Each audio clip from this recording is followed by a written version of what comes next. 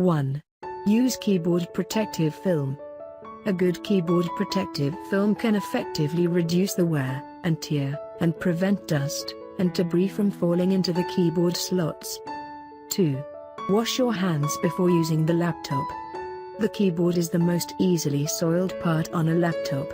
In order to avoid the keyboard oil, wash your hands before using your laptop, so as not to dirty the keyboard.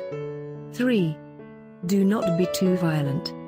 Many players use the laptop to play games, so a few frequently used buttons tend to wear out more quickly than the other keys.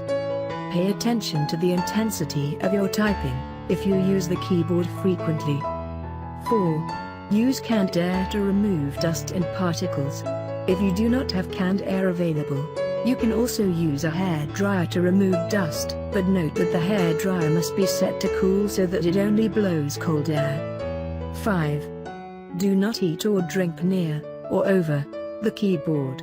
Foreign bodies can fall into the cracks in a keyboard, which will affect normal use.